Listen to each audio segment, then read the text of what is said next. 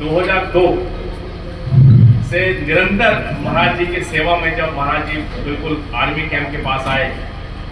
तो ऊपर वालों ने जैसे महाकुंभ हुआ है कि ग्रहों की स्थिति वैसी रही होगी। महाराज जी का आगमन और अपूर्व जैन का आगमन भोपाल से, बीजू जैन जी का परिचय गोरखपुर धुबरी से, महावीर प्रसाद जैन जी, तब हमारी जो पलटन थी बड़े कष्टदायक समय से गुजर रही थी कि हम जो है एनडीएफबी जो बहुत बड़ा एलटीटी के बाद आतंकवादी ग्रुप जिसको बोल सकते हैं, वहाँ सक्रिय था। महाराज जी की कृपा से बीबीसी में उसका विवरण था कि 9 एनडीएफबी मेरी कंपनी ने मारे डुगरी में, काजी गांव पड़ता था अंदर, 9 AK-47, 2 पिस्टल, 4.5 लाख रुपया और 2 आतंकवादी भागे थे वहां से, लेकिन वो भी अंत में बोलते कहीं ना कहीं मरे होंगे।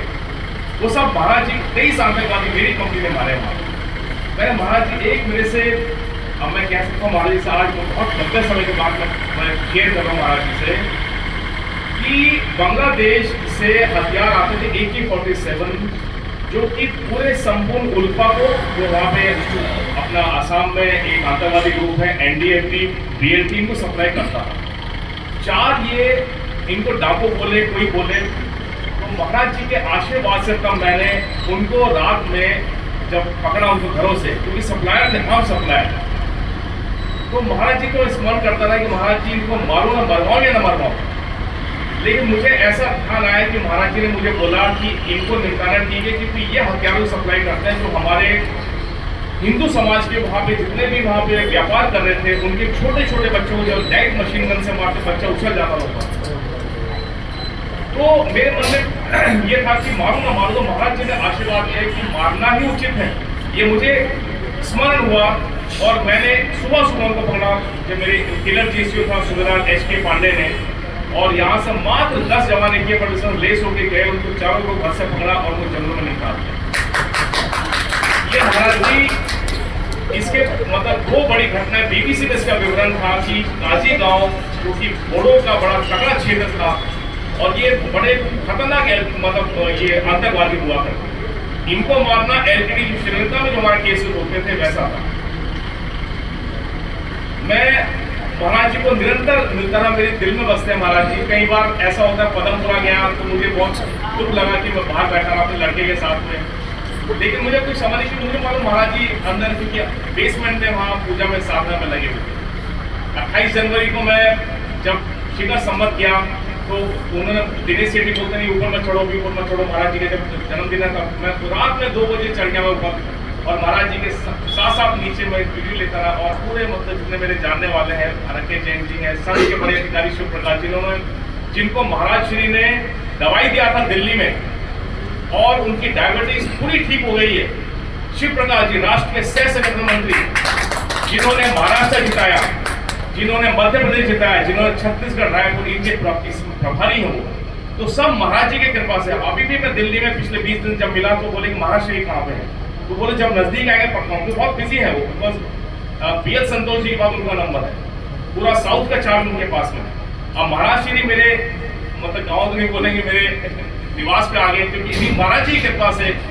पुष्पगिरी के पास में महाराज श्री ने आशीर्वाद दिया था कि मुझे कॉलेज स्कूल खोलना वाली था। महाराज जी पीछे पड़ा था,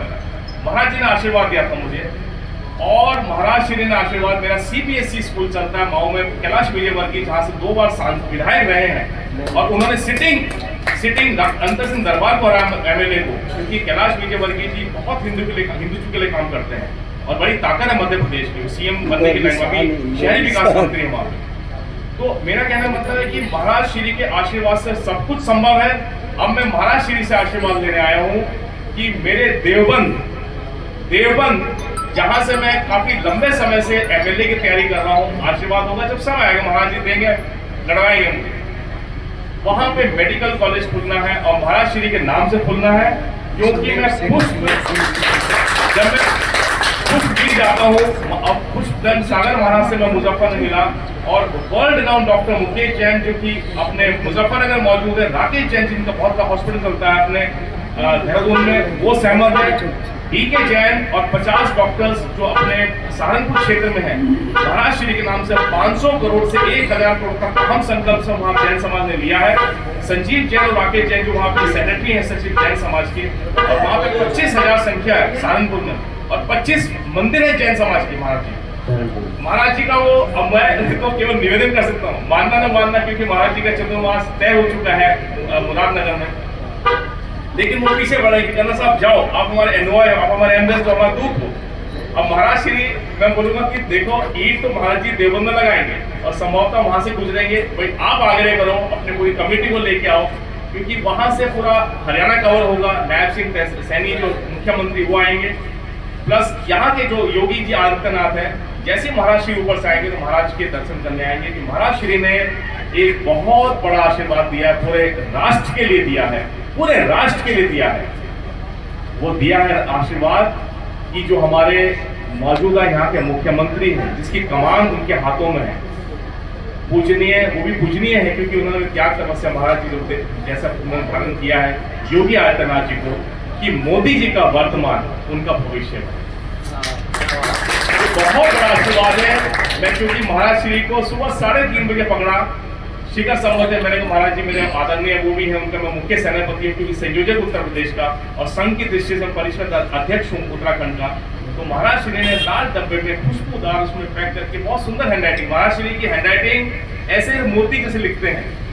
इतनी सुंदर हैंडराइटिंग मेरी नीली डायरी में है। और उसकी फोटोग्राफ ली थी मैंने, योगी जी को देने से पहले फोटोग्राफ ले ली थी, और वो फोटोग्राफ मैं महाराज श्री को दिखाऊंगा कि कैसे उन्होंने साइड में रखा। मैंने कहा योगी जी को बोला, मैंने क्योंकि मैं डरता तो नहीं से, मैं 14 साल के संपर्क में उनको, महाराज जी के